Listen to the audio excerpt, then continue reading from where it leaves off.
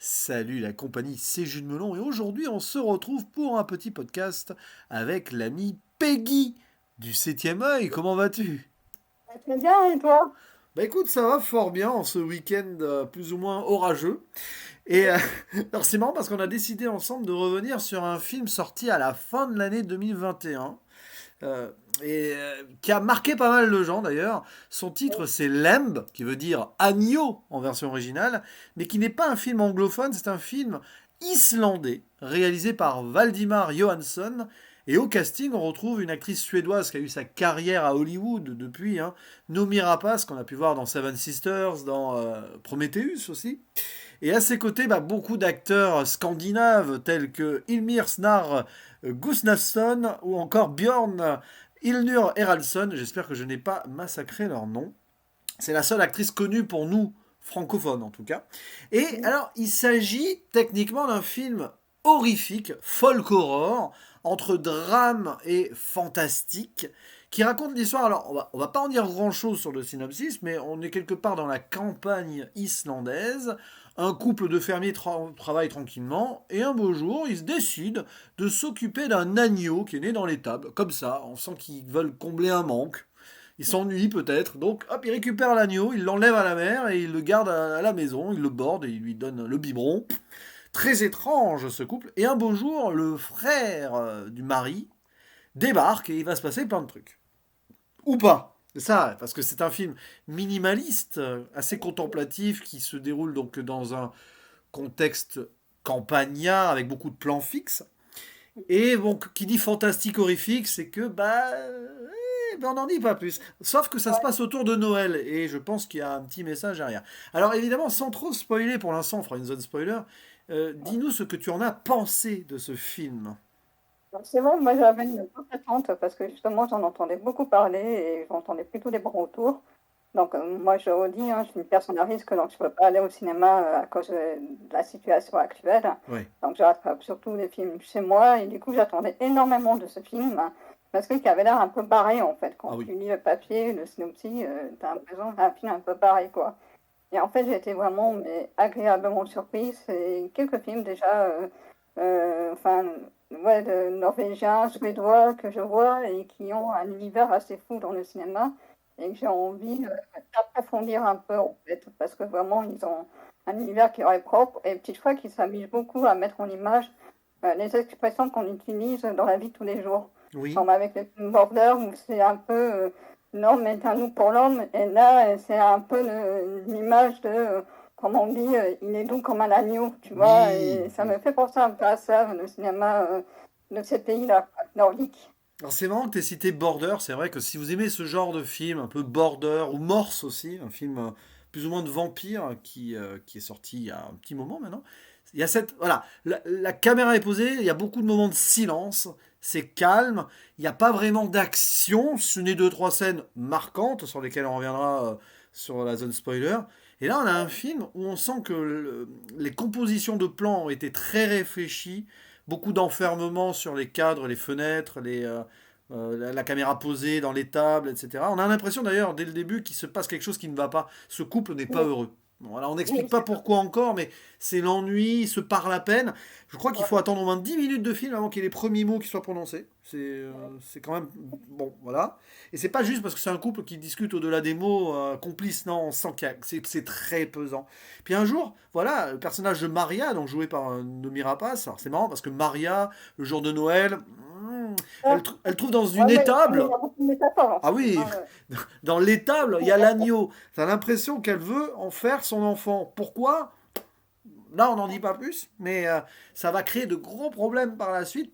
Le mari, oui, mais alors cet oncle, enfin l'oncle, du coup, pas l'oncle, mais bon, oui, on va dire l'oncle de l'agneau, c'est idiot, mais débarque là et il va y on peut avoir un dire ça. malaise. Il y a un malaise d'ailleurs entre l'oncle, enfin le beau-frère Ouais, et sa belle-sœur. Il y a un ouais, malaise. Et alors, qu'est-ce que j'en ai pensé? C'est ouf, c'est compliqué parce que c'est un film que je trouve fascinant sur plein de points, mais je ouais. me demande s'il veut pas trop forcer son ton. T'as un petit moment où voilà, c'est très autoriste, c'est très posé, c'est dans l'allégorie, puis il y a des moments c'est très frontal. Tu te demandes ce que veut faire ce film. Pour moi, c'est un film fantastique horrifique, oui, mais avant tout un drame social, familial pour moi.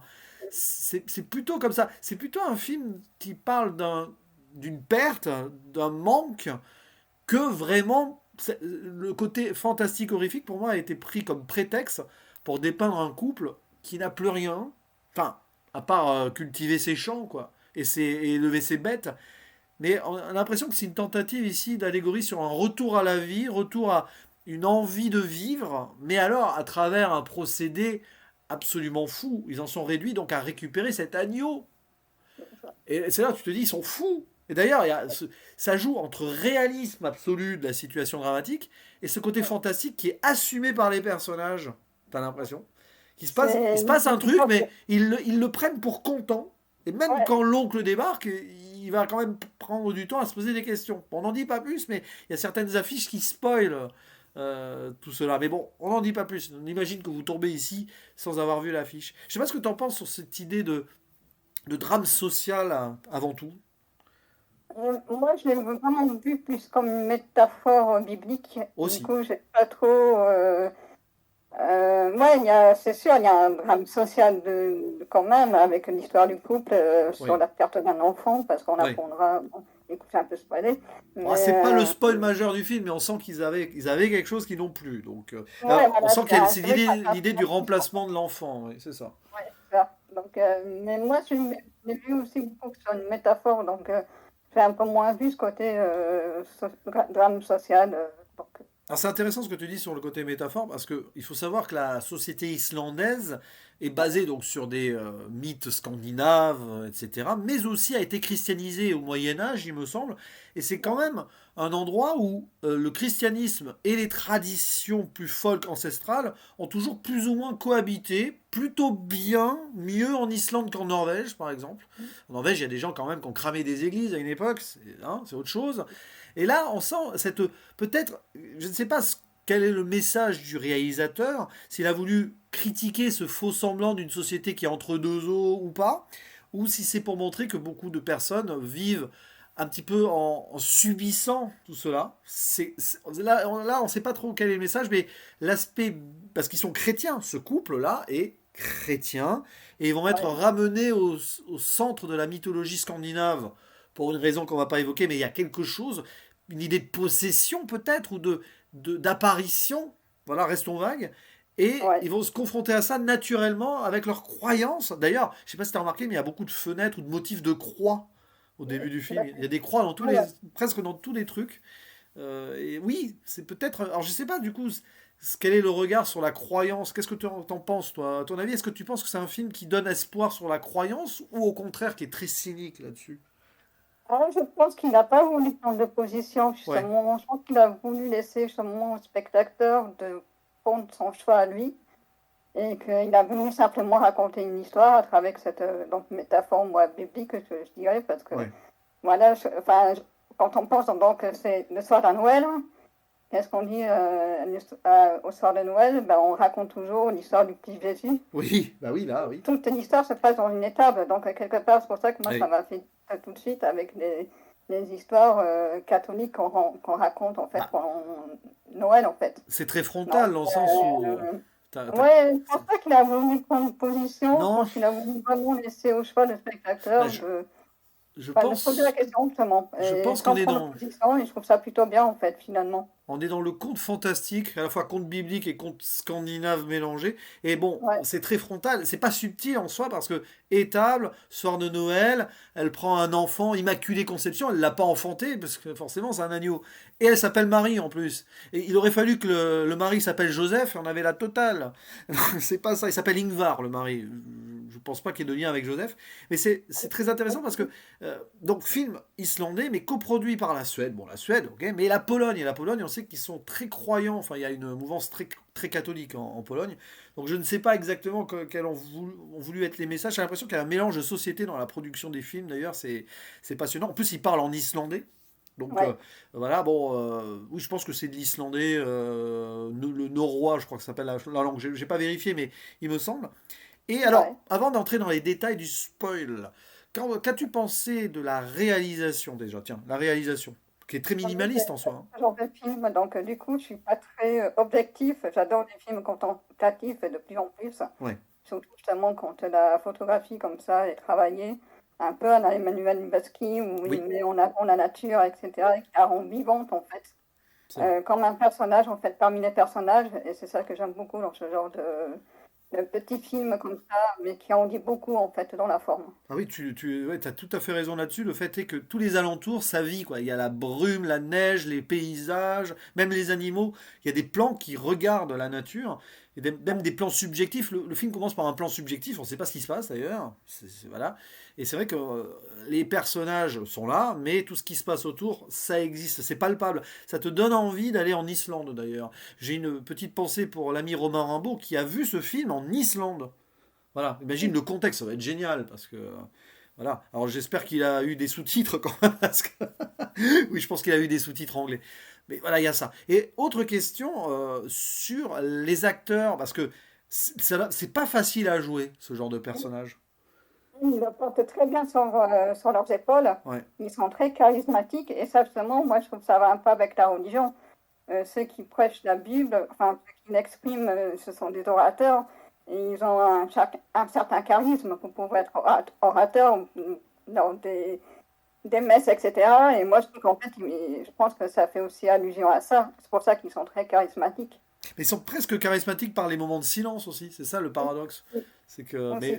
mais quand Noomi Rapace s'énerve, parce que pendant deux trois scènes elle s'énerve bien quand même. Oui, on sent la colère et le manque en elle. Bah du coup, je pense qu'on va y aller dans la zone spoiler. On va se faire plaisir parce que là on se retient.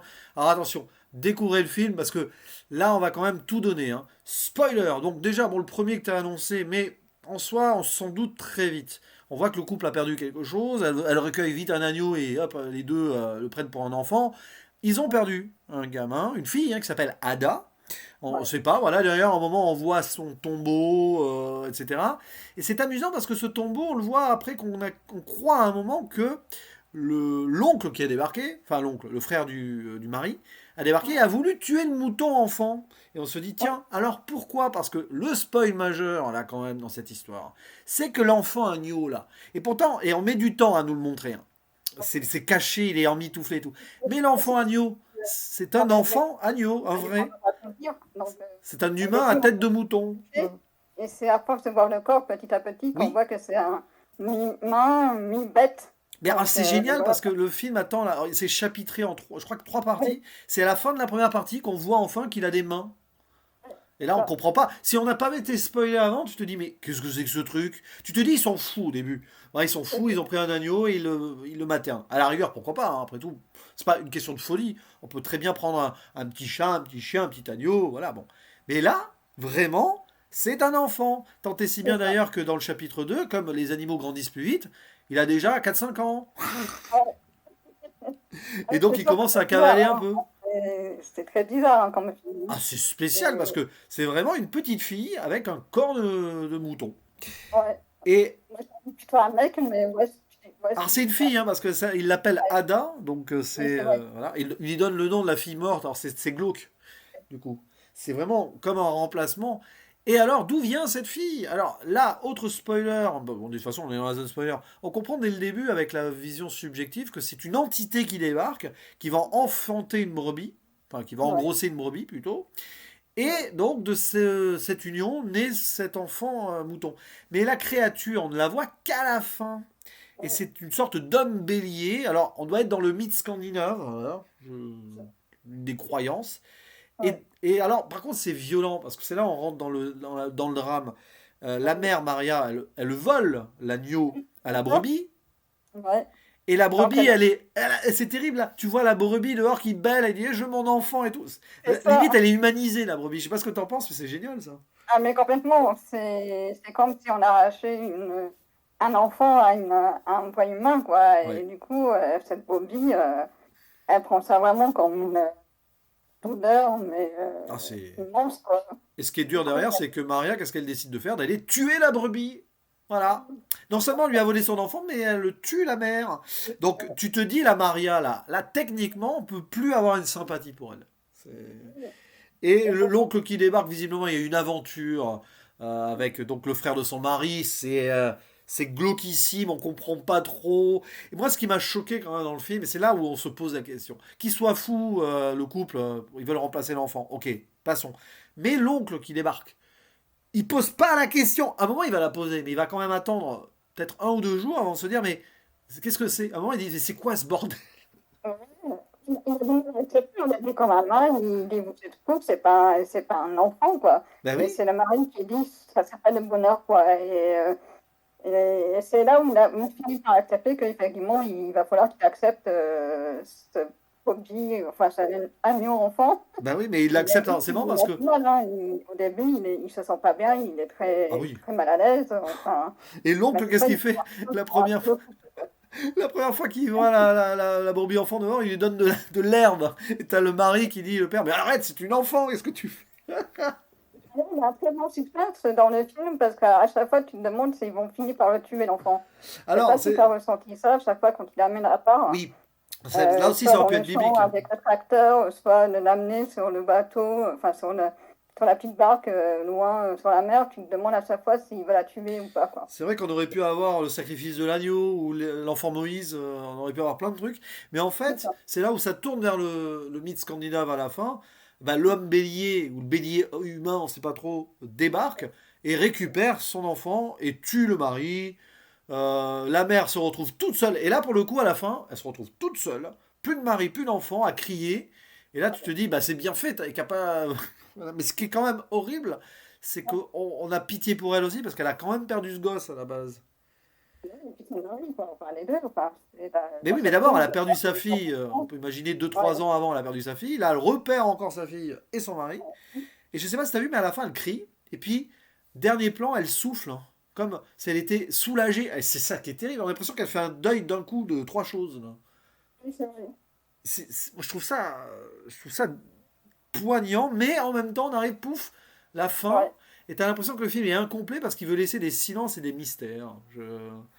Mais justement, ça fait du bien, hein. Ça permet de pouvoir se poser des questions aussi, parce que, Oui. enfin voilà, un film n'est pas toujours obligé de donner une réponse, quoi. C'est bien aussi de nous-mêmes se poser des questions, quoi, à la fin. Ah bah là oui, c'est vrai qu'à la fin on peut se poser toutes les questions. Que va-t-il faire? Qu'est-ce qu'elle va faire derrière? À mon avis, elle va pas faire grand-chose. Ça sent, elle va sauter la vie surtout. Ça sent le truc. Mais bon, en gros, le message, c'est retour à la nature. On ne prend pas ce que la nature t'a donné. Je pense qu'il y a aussi un peu ça quand même quelque part. La place de l'humain sur cette terre islandaise qui est quand même très centrée sur tout ce qui est donc voilà bah, les bêtes, la nature et tout. Hop, vous êtes là, vous n'êtes pas à votre place. L'homme, parce que c'est quand même un homme hein, aussi, l'homme Ouais. bélier récupère ce qui est dû et se débarrasse un petit peu. Mais il aurait pu tuer la mère, hein, il ne le fait pas. Peut-être qu'il veut il veut la laisser face à ses interrogations aussi, je ne sais pas. C'est possible. Parce que Ouais. c'est quand même elle qui a tué la brebis qu'il a enfantée, donc on aurait pu imaginer. Bah, et c'est marrant parce que moi ça m'a choqué. Bon, c'est quand même donc quelque chose, une entité peut-être démoniaque, on ne sait pas, mais quand même elle vient tuer enfin donc le bélier homme là, la créature vient tuer le mari avec une arme à feu. Eh oui. C'est Ouais. spécial ça. Bah, le bélier, à la fin, il est aussi à moitié mi-homme et à moitié mi-bête, hein, donc ça, je pense que c'est aussi une métaphore sur le côté de la violence de l'homme, quoi, enfin de Ouais, l'humain. c'est là où Donc, la nature corrompue par l'homme et du coup même c'est tout ça. ce qui peut être là depuis la nuit des temps va quand même Ouais, utiliser des choses d'humains. Ouais. ouais, c'est ça. Là, c'est Moi, je peut-être un regard très cynique sur la société quand même, ce film. oui, oui, oui, complètement. Mais je sais pas si tu as d'autres choses à rajouter sur la zone spoiler, du coup. J'aime beaucoup aussi les scènes quand même avec Agnew aussi. Par exemple, là j'ai rigolé, ça m'a fait un petit peu rire, quand il va dans la grange et qu'il voit l'oncle faire de la batterie. Ah oui, la batterie, ah, c'est drôle ça. C'est un peu comme un enfant, tu sais, taper du pied et tout, moi Ah j'aime oui, parce que bien. c'est vrai que le petit enfant agneau découvre un peu la musique comme ça, c'est vraiment humanisé à mort. Et oui, C'est parce que ça. l'oncle, il a fait partie d'un groupe. Oui, un peu bizarre, on sait pas trop, c'est vraiment le personnage le plus bizarre en fait, Bah, finalement. l'oncle, il débarque Oh, là, t'as l'impression qu'il s'est fait jeter par une sorte de mafia locale dans la nature. C'est très étrange, l'oncle. Et puis il repart très vite en bus, on le revoit plus. au début, tu sais pas qui c'est cet homme. Oui. Parce qu'il débarque chez les gens comme ça, tu vois, tu te dis, d'accord, le gars, il débarque comme ça, il va dormir chez les gens. Ah oui, c'est Il vrai. regarde même pas s'il y a des gens ou quoi, et il va s'installer dans la grange, dormir. Et puis après, bah, tu t'aperçois que si, en fait, il les connaît, mine de rien, même ça a amené un petit suspense, tu te demandes, mais vraiment qui sait ce qu'il y a là, quoi. Est-ce qu'il connaît les personnes, Oui, etc. Bah, je trouve qu'il y a vraiment une mise en scène de suspense qui est très bien fait dans ce film. c'est vrai qu'on se pose pas mal de questions avant de découvrir les choses. Vous êtes dans l'inconnu et dans le what pendant trois Hein. quarts du film. Bah, du coup, on va Et puis, refermer. il y a Ah, et puis, sinon, il y a une autre petite scène aussi qui m'a beaucoup touchée, ouais. c'est encore celle de l'agneau, quand il est dans son lit avec ses parents, et qui regarde le tableau en face, Ah et qui oui, voit ce troupeau d'agneaux, en fait, dessiné sur le tableau, et qui se rend compte, mais en fait, c'est là-bas que je vois être, enfin, tu vois, ça fait c'est aussi vrai. un peu la métaphore sur le vilain petit canard, tu vois, qui n'est pas en Oui. fait à sa place. Et t'as Avec, l'idée aussi qu'il commence à grandir et il s'approche de l'adolescence, quête d'identité. Peut y avoir... Ça aurait pu aller plus loin d'ailleurs, ils auraient pu faire dérouler le film encore quelques mois avec l'agneau ado. Ça aurait pu être intéressant ça aussi. Mais bon, ça aurait pu être un film de 2 heures, 3 heures, largement sur ce film-là. ouais, ça aurait été un peu long quand même après. Mais Ouais, mais moi j'aime bien des fois c'est bien de se risquer comme ça, à perdre dans un film et vraiment poser ces questions justement qu'il ose poser et que non, moi j'ai trouvé vraiment c'est un gros coup de cœur et je trouve que l'année 2021, même si j'ai pas pu aller beaucoup en salle, ça a été une très belle année de cinéma quand même. C'est ouais. 2021, Ah oui, oui. Ah oui. très beau film hein, en général quoi. Bah, du coup, vu qu'on est dans la conclusion, oui. Est-ce que alors tu n'as pas vu énormément de films en 2021, mais parmi les films de 2021, tu le classerais très haut du coup? Oui, j'en ai rattrapé une trentaine quand même, mais oui, oui, il fait partie de mes top 10 hein, largement. Voilà, bah moi un peu moins, mais en fait je l'ai découvert sur le tard. On était quand même le 29 décembre, et c'est le genre de film où il faut mûrir un petit peu et réfléchir dessus parce que tu prends ça dans la figure. Après, ben, il faut un petit peu le digérer quand même. Surtout qu'il y a beaucoup de choses. C'est pas un film facile, hein. Attention, hein. Il y en a eu des films comme ça. Alors, c'est plutôt en 2022, il y a eu The Green Knight que tu avais bien aimé aussi, je crois. Aussi, ouais, tout à fait. Qui est pas, c'est pas tout à fait le même genre, mais il y a des parallèles à faire avec The Green Knight, hein, Ah, clairement. complètement. Il y a quelque Euh, chose, hein. Mais non, mais voilà, c'est un film qu'on vous conseille, là, parce que maintenant il est sorti donc en DVD Blu-ray. Vous pouvez vous le procurer. Et on suivra la Justement, carrière hein, du réalisateur. Hein, oui, et je pense qu'il va être très intéressant. Je crois que c'est son deuxième ou enfin, je sais pas, c'est un tout nouveau. Il est jeune. Et par contre, je ne trouve pas du tout certaine enfin, moi, d'après ce que j'entendais, d'après les critiques, je trouvais que ressemblait au début à du David Lynch, mais en fait, pas du tout. Hein, Non, c'est encore différent de David Lynch. Hein, finalement, c'est pas du tout comparable. non, on peut être dans du faux Terrence Malick par moment, tu l'as dit, mais c'est un style à part. C'est pas David Lynch parce que c'est beaucoup plus posé et contemplatif que du David Lynch, je trouve. Mais oui, peut-être dans l'ambiance un peu décalée, mais je pense que ça ressemble pas à grand-chose en fait. Il a sa patte à lui ce film. Donc Exactement. voilà. Puis c'est vraiment, voilà, à la rigueur, si on en revient à ce qu'on disait en intro, c'est plutôt voilà, le style scandinave, à la border, à la morse, à la rigueur, plutôt. C'est Voilà. ça. Et peut-être The Innocence aussi. Je sais pas, tu l'as pas vu, c'est un film norvégien sorti plus tôt cette année. Oui, j'attends ça qui sort seulement au mois de septembre, ce film-là, en Ah Blu-ray oui, DVD. voilà. Ouais, Donc, voilà, je ne l'ai pas encore vu. Là, dans The Innocence aussi, tu as cette ambiance-là, avec un contexte Ouais, encore plus social d'ailleurs pour le coup, hein. Mais donc voilà. Mais en tout cas, le cinéma scandinave est très intéressant à suivre, c'est clair, hein. C'est les héritages de Bergman, hein, par exemple. C'est vrai qu'on peut avoir ça aussi. Mais en tout cas, c'était un plaisir d'en parler avec toi, ma chère amie. Et plaisir partagé. voilà, parce que le cinéma, c'est un peu notre passion, ça fait du bien, ça nous change les idées, et en parler, c'est plus que sain et bénéfique, je trouve. Je partage tout à fait ce point de vue. Et du coup, il reste plus qu'à faire le mot de la fin. Le Ouais. traditionnel. À la Prochaine. prochaine. Ciao.